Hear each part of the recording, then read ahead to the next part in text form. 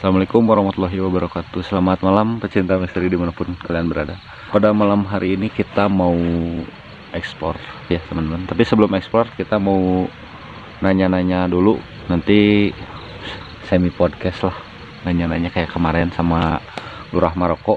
Jadi kita selamat malam teman-teman. Kita kembali lagi di Lembang Jarian ya. Malam hari ini kita masuk langsung ke segmen Nyem Podcast. Kita bakal nanya-nanya sesuatu ke Diari Misteri ya, host Misteri kelas 3 katanya. Oke, ayo sini Mas. Ini kelas 3 guys. Ada yang nyala barusan. Malam hari ini kita udah berdua sama Mas Ari kelas 3. Ari host misteri Nah, pemberani kelas 3. Jadi malam hari ini kita bakal ngobrol namanya Ngobrol-ngobrol tentang demit Ya. pokoknya. Jadi pertama-tama saya mau nanya sama Mas Ari, visi misi untuk melakukan ekspor itu apa Mas? Visi misi untuk explore itu Pertama-tamanya. pertamanya adalah mengungkap suatu tempat yang menurut warga di situ adalah angker. Satu angker, Kita explore, dan kalau misalkan di dalam explore kita tidak mendapatkan suatu penampakan yang tertangkap kamera, ya mau gimana lagi, karena memang sebetulnya selama saya explore di Diari Misteri itu ada 1 tahun lebih ya guys ya. 1 tahun lebih, hampir 2 tahun saya explore, dan ternyata explore itu, mencari penampakan itu tidak mudah guys. bentar, kalau nggak salah waktu pertama ekspor itu di Wonosobo nya. Pertama explore di Wonosobo. Jadi dia orang Wonosobo teman-teman, melanglang buana ke Bandung, nggak tahu ada apa di Bandung itu. Nah kedua, tiap live itu sering mendapatkan penampakan apa enggak Mas? Kan banyak teman-teman di rumah banyak yang nanya, Bang kalau misalkan live itu hantunya mana? Nah ini gimana Mas? Nah, masalah dari itu memang untuk kita harus dapat penampakan di suatu tempat yang menurut warga angker, sekali-kali pun angker-angkernya tempat, kalau memang si demitnya itu tidak mau menampakkan diri, ya nggak mungkin kita paksa gitu. Karena memang pada kenyataannya selama saya explore di Diari Misteri itu nggak selalu dapat penampakan, bahkan selalu zong. Ada yang bilang katanya kalau makhluk halus seperti itu nampak, dia itu lagi sial, benar nggak? Bukan sial sebenarnya, bukan sial. Untuk hal itu hanya Allah yang tahu ya, hanya yang Maha Cipta yang tahu kenapa. Tapi menurut penelitian dan suatu yang saya alami, jika mereka menampakkan diri terhadap kita, itu mereka sebetulnya enggan. Kita ibaratnya kan beda alam. Biasanya. Kita beda alam, Jadi beda atmosfernya. beda alam. Yang namanya beda alam kan kita tidak bisa menembus dimensi alam masing-masing. Nah di saat si demitnya itu atau penampakan hantunya itu berkamuflase pada suatu lokasi yang angker, dia lemah, otomatis dia tidak bisa berkamuflase secara sempurna. Akhirnya dia nampak di kamera seperti itu. Dan satu lagi, selama saya explore di Diari Misteri, explore misteri di channel YouTube dan channel Bigo, itu belum pernah dapat suatu penampakan yang jelas, padat ya guys ya. Di Diari Misteri ada beberapa video yang penampakannya jelas. Itu mohon maaf ya teman-teman ya, itu hanya sebuah hiburan semata. Nah, karena memang pada kenyataannya dulu sering ada viewer, mana penampakannya, kok berjam-jam explore nggak dapat penampakan, nggak dapat hantunya, mana nggak becus dan sebagainya.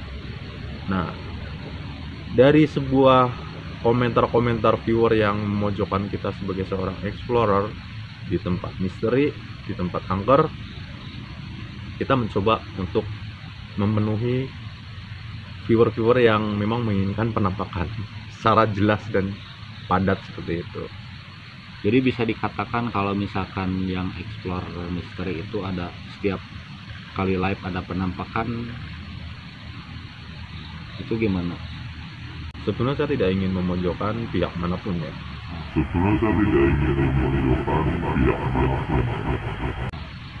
Tapi Itu mah rahasia dapur masing-masing ya. rahasia dapur masing-masing, karena Ini memang mah di dunia YouTube itu memang pandangan sebuah- seorang explorer misteri lah seperti Mas. jadi Bagaimana menanggapinya? jadi untuk sebetulnya untuk saya sendiri, pribadi saya sendiri sangat sedih.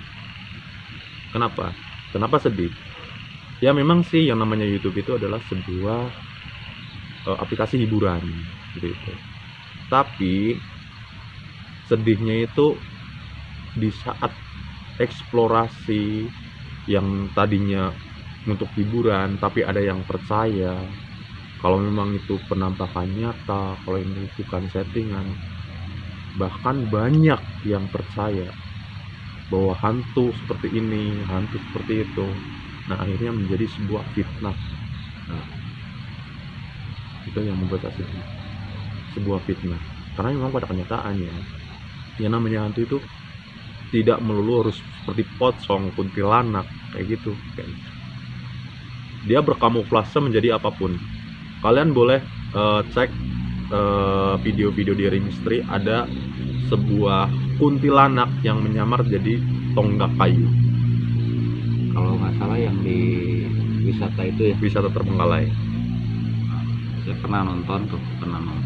Emang benar tuh jadi kayu. Jadi kayu. Karena dia kamuflasenya mungkin lagi lemah ya. Lagi lemah. Yang dia mau nggak mau berkamuflase seperti kayu. Ada yang ketawa, biarin.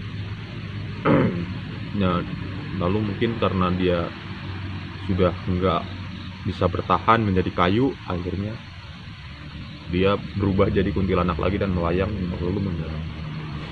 Itu bener-bener padat itu waktu itu, tapi nggak sepadat seperti orang. Masih samarnya. Ya masih samar, nggak sejelas gitu. Nah, sekarang pertanyaannya bagaimana menghadapi viewer yang agak out of the topic lah gitu. Misalkan bisa disebut kayak hater. Nah, ini kan sebuah edukasi juga buat teman-teman host juga yang lain yang live mystery gitu. Tanggapan seorang host pemberani kelas 3 bagaimana? Kalau untuk itu sebenarnya sih saya masa bodoh ya. Hater itu sebenarnya memang ya kadang-kadang buat saya kesel gitu. Hater teh fans yang terlalu Fanatik sebenarnya ya, sebenarnya benar. fanatik. Mereka itu fanatik. Fanatiknya itu karena memang dia ingin menghancurkan sebuah acara, ingin menghancurkan konsentrasi hostnya dan sebagainya. Tapi justru dengan adanya hater juga itu ikut membangun sebuah channel. Saya Ari, host misteri pemberani kelas 3 ya, sangat berterima kasih sekali buat kalian semua yang telah nonton, mau hater, mau supporter, semua. Thank you very much. Thank you. Kalian luar biasa, hater-haterku dan viewer-viewer. Oke, jadi gitu teman-teman, menurut tanggapan seorang host pemberani kelas 3. Sekarang kita lanjut ke pertanyaan, Bang, kok explore apa nggak takut sama hantu? Nah, ini sering banget nih muncul di kolom chat ya teman-teman. Itu gimana Mas? Seberapa berani atau seberapa penasaran buat bikin konten seperti ini kan nggak main-main nih. Kalau misalkan ada sesuatu atau ada dampaknya kan dirasain bukan sama viewer tapi sama host sendiri yang ada di lokasi. Itu seperti apa? Sejujurnya seorang Ari ini adalah pria yang sangat penakut, guys. Sebelum saya melakukan explore di dunia per-YouTubean dan dunia live mystery seperti ini, sebenarnya saya ini adalah seorang yang sangat penakut. Kenapa dibilang sangat penakut? Karena hanya keluar waktu itu di kampung, yang namanya di kampung itu kan belum ada kamar mandi di dalam, guys. Masih di luar ya? Di luar masih, kamar mandi di luar. Kebelet kencing malam-malam, itu nggak malam, guys, masih maghrib, masih terang kayak gitu. Minta diantar, itu saya jujur ke viewer semua, subscriber, sahabat Diari Misteri dan sahabat Lembang Jarian semua. Memang saya ini adalah orang yang sangat penakut. Nah, di saat saya jadi seorang penakut, terus saya menonton video-video yang berada di channel YouTube dulu, saya tergugah, penasaran, kok ada gitu hal-hal yang seperti itu. Tapi saya sedikit cerita untuk sebelum saya menonton, sebelum ada teknologi seperti ini, teknologi live atau teknologi YouTube. Sejujurnya saya dari kecil suka melihat sosok-sosok hantu dedemit yang menurut pandangan saya itu sangat berbeda dengan apa yang ditayangkan di YouTube. Nah, jujur guys, dari kecil saya melihat pocong seperti itu. Seperti apa? Yang namanya pocong, saya selalu melihat dulu waktu masih kecil, saya sering melihat pocong itu dia cuma diem dan bergeraknya paling cuma sedikit, tapi nggak pernah menampakkan mukanya sekalipun. Ngebelakangin. Kuntilanak juga, yang namanya kuntilanak tidak seperti itu. Rambutnya yang namanya kuntilanak, saya dari kecil waktu kecil aku 2 kali melihat kuntilanak. Kuntilanak itu kalau misalkan ada yang kecil segini pendeknya, ada yang besar seorang dewasa, dan rambutnya itu jarang, guys. Rambutnya jarang, tidak selebat seperti wig pada etalon. Apa ya? Jarang tapi Ceriwis merenya. Jeriwis, tapi ini apa?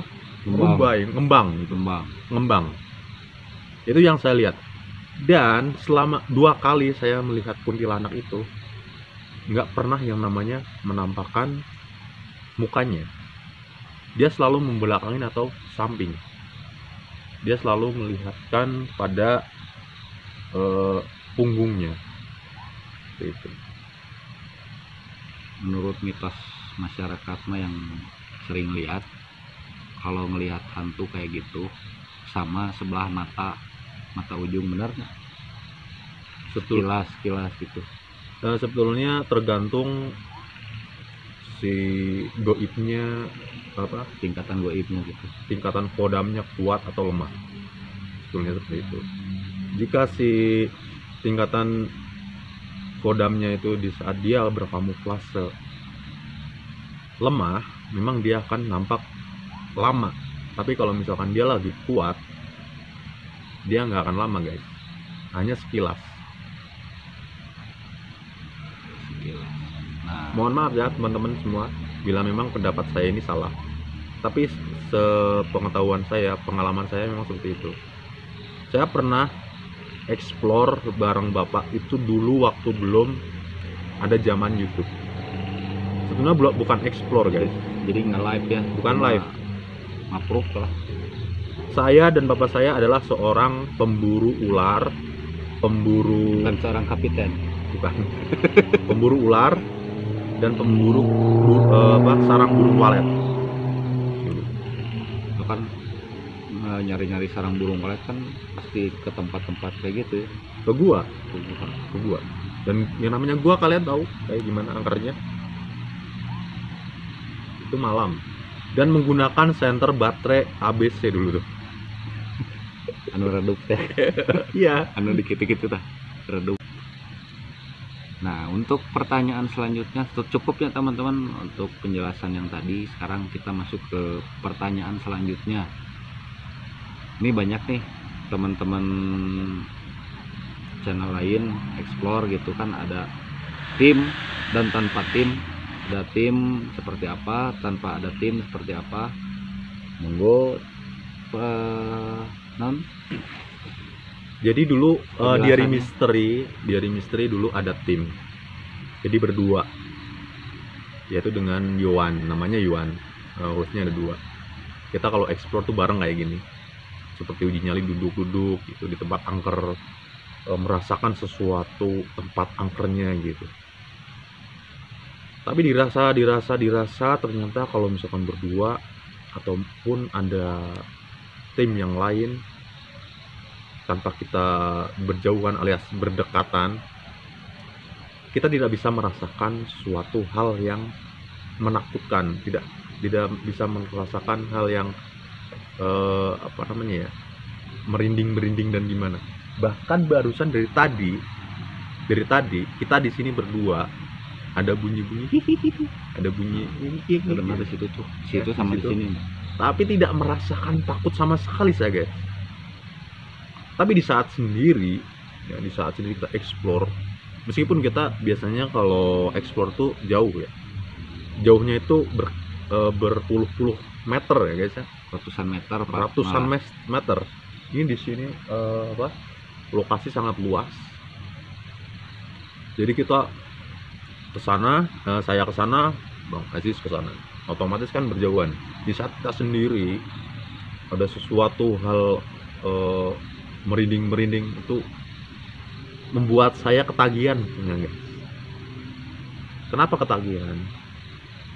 Karena memicu adrenalin saya sendiri dan membuat saya penasaran. Sebenarnya saya ini penasaran bukan karena kalian mau menonton, tapi karena memang saya penasaran sendiri apa yang saya rasakan, Mengungkap mitosnya. untuk mengungkap lokasi berapa angkernya di situ. Memang saya sebenarnya seorang yang sangat penasaran, tapi memang takut guys. Saya takut. Kenapa takut? Karena memang pada kenyataannya yang namanya orang, barusan ada suara ngegerem, namanya manusia itu bisa dimasukin hal gaib alias kesurupan. Dan saya selama explore hampir kesurupan terus sih Tanpa ada tim itu. karena terbatas tim. Tapi karena kita namanya tim tanpa tim atau host channel independen, kita punya tanggung jawab sendiri guys, tanggung jawab sendiri untuk mengontrol diri sendiri. Iya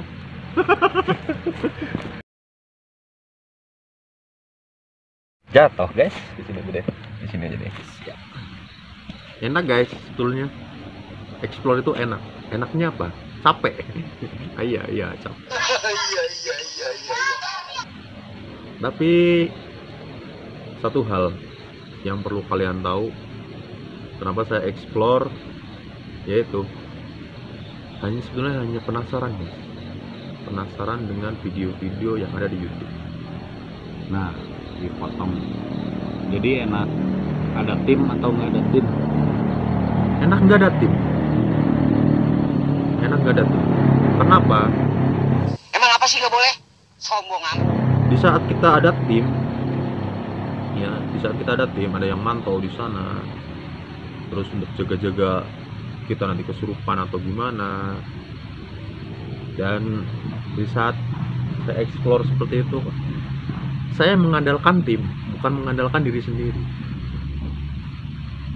Karena dulu saya pernah ada tim, dan akhirnya saya mengandalkan timnya. Kalau misalkan saya udah takut, saya langsung mendekat ke tim, otomatis acaranya jadi nggak seru lagi. Dan adrenalinnya juga kurang memicu kalau menurut saya, karena memang pada kenyataannya setelah Diary Mystery bisa live itu udah nggak pakai tim lagi. Dulu waktu masih ada tim itu mode record, Masih record. mode record, dan di situ ada suatu hal video yang editan editan menggunakan animasi guys. Kalian mungkin yang yang tahu, yang pintar ya bisa menilai, tapi buat kalian semua yang mohon maaf ya, awam gitu ya, akan percaya karena memang pada kenyataannya takut. Saya ketawa guys. Karena memang pada kenyataannya dulu itu Diary Mystery adalah sebuah channel hiburan yang awalnya channel penasaran menjadi sebuah hiburan karena komentar-komentar dari viewer sendiri. Sebenarnya saya nggak ingin untuk membuat settingan-settingan seperti itu. Ya kita bukan mau menipu ya guys ya sebenarnya. Tapi karena tuntutan seorang viewer kepada hostnya, saya tergugah untuk host. Saya memang harus kayak gini kali ya, biar viewer pada terhibur atau gimana dan sebagainya gitu. Dan ternyata di saat saya membuat video settingan, Bang. viewer naik guys, naik terus sampai hampir 1000 waktu itu. Viewer pas live ya. Iya, hampir 1000, gila. Dan di saat saya udah nggak bikin settingan lagi karena udah bosan dan nggak mau menipu-nipu lagi, viewer turun. Aneh nggak? Berarti viewer semua di YouTube emang pada suka yang settingan atau gimana guys? Saya mau tanya pada kalian. Jangan asal ngomong. Kalau misalkan memang kalian suka yang settingan, apa iya saya harus bikin settingan lagi? Gitu, sana pemirsa. Aduh.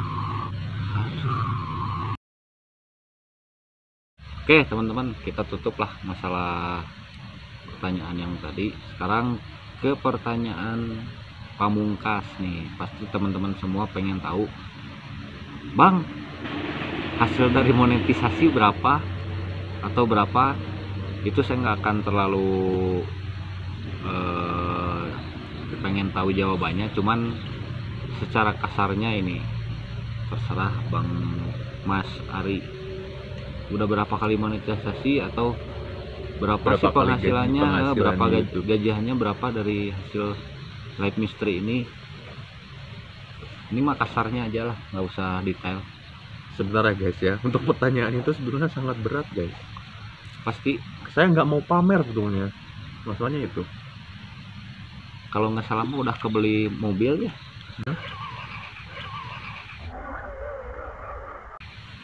Bukan mobil, pesawat pribadi. pesawat. Nah, jadi kumaha jawabannya? Pesawat. Oke. Sebelum kita tutup pertanyaannya. Jadi saya akan menjawab secara jujur buat kalian semua. Sebetulnya untuk Diary Mystery sendiri, penghasilan Diary Mystery itu nggak sebanding dengan apa yang sudah dikeluarkan. dikeluarkan. Kenapa seperti itu? Yang namanya Explore Mystery, saya seorang Explore Mystery di Bandung guys, tahu sendiri di Bandung. Untuk mencari tempat itu sangat susah. Untuk tempat gratisan itu jarang guys. Kita dulu, apalagi dulu ya, waktu sama Sunda Explore, RS Mystery, setiap kali explore minimal pengeluaran itu 100.000 minimal buat bayar buat akomodasi, untuk perjalanan bensin sama ngopi, dan yang paling mahal adalah perizinan. Paling tinggi itu izin di mana? Dulu paling tinggi izin tuh di mana ya? Bang. Paling di ini ya, di mana ya? Cipale, Gunung Putri. Gunung Putri. Guys. Paling tinggi tuh di Gunung Putri. Karena paling hits di semua live explore, mau di aplikasi manapun yang paling hits pasti di Gunung, Putri. paling tinggi. Kedua di wisata Terbengkalai. Dan saya mau sedikit cerita di wisata Terbengkalai. Sebelum saya explore di situ, saya adalah seorang diri yang mencari tempat sendiri, guys. Sebelum kenal sama Aziz Official atau Lembang Jarian dan Sunda Expo dulu, aku belum kenal. Saya di Bandung sendiri, nggak punya teman sama sekali.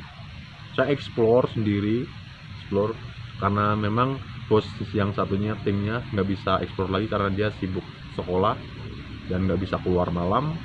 Otomatis saya sendiri ke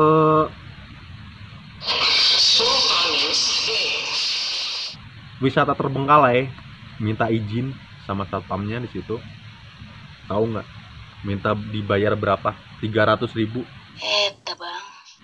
Channel belum mendapatkan monetisasi, belum dapat perak pun. 300.000, guys. Di luar monetisasi, guys. Di luar monetisasi. Jadi jangan dikira kalau kita misalkan ekspor itu nggak ngeluarin biaya ya teman-teman. Jadi tiap ekspor pasti ada biayanya masing-masing. Meskipun itu bensin, rokok, terus apalagi saya sekarang tinggalnya di Bandung Selatan, ekspornya ke Bandung Utara, di Lembang. jadi melintas benua. Ada suara dari tadi teman-teman. Oke, mungkin segitu dulu teman-teman untuk Nyem Podcast malam hari ini bersama host pemberani kelas 3 Mas Ari di Ari Misteri ya teman-teman. Mungkin segitu dulu video Nyem Podcastnya. Nyempot kan ini nyempot di hutan, nyemput. Jadi mohon maaf jika ada penjelasan yang kurang atau misalkan ada sesuatu hal yang kurang masuk di kalian semua ya teman-teman. Kita hanya sekedar spontanitas, apa yang saya tanya langsung dijawab, tidak ada rekayasa, tidak ada konsep ataupun itu rencana. Ada rencana, jadi ini pure langsung tanya seingatnya saya aja, sebanyaknya yang masuk ke live chat ya teman-teman. Intinya yang saya tanyakan yang kalian tanyakan juga. Jadi mungkin segitu dulu, mohon maaf jika ada kata-kata kami yang kurang sopan atau yang kurang jelas. Ini hanya sebuah penjelasan yang ringan, jadi jangan dianggap serius. Sekali lagi terima kasih atas yang udah nyaksiin, yang udah nonton. Jangan lupa di like, komen, dan subscribe juga channel Diari Misteri, Lembang Jarian. Kami berdua pamit. Assalamualaikum warahmatullahi wabarakatuh. Lanjut explore ya teman-teman. Lanjut explore dengan like. Bang Aziz juga belum like ya dia.